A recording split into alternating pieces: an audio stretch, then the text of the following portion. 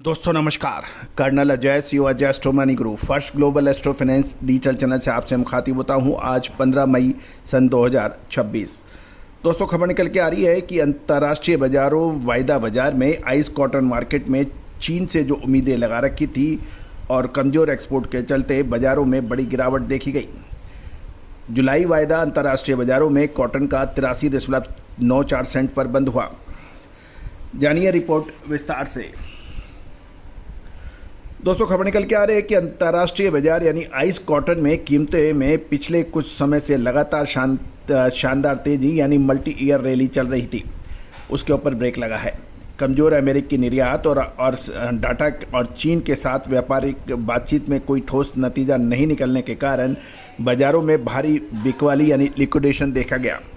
शुक्रवार को आइस जुलाई कॉटन वायदा 2.87 सेंट की बड़ी गिरावट के साथ 83.94 सेंट प्रति पाउंड पर बंद होने के समाचार मिले हैं। और ट्रेडिंग वॉल्यूम की बात करें वो 46,598 कॉन्ट्रैक्ट का रहा, जबकि ओपन इंटरेस्ट 1,52,929 कॉन्ट्रैक्ट का दर्ज किया गया है।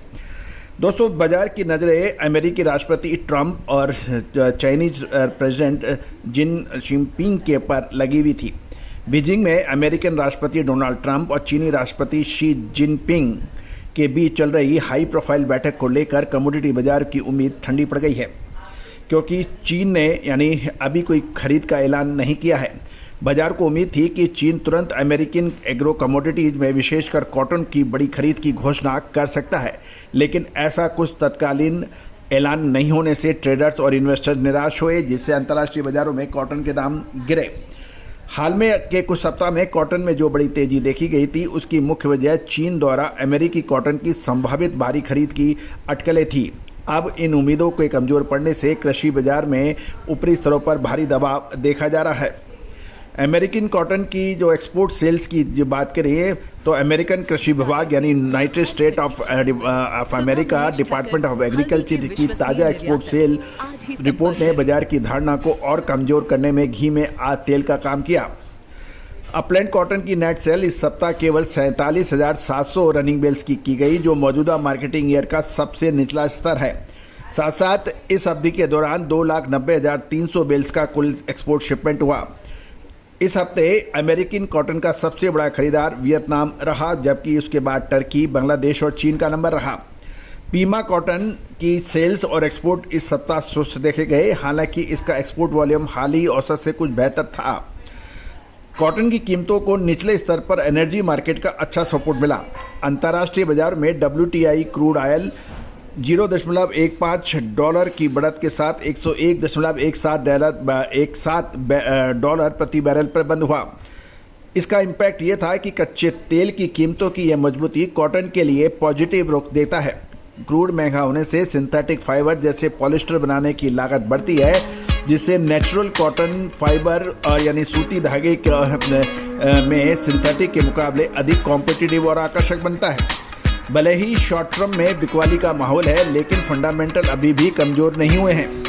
अमेरिकन USDA ने अपनी हालिया WASD यानी world agriculture supply and demand estimate अनुमान के कॉटन को लेकर एक कंस्ट्रक्टिव तस्वीर पेश की है।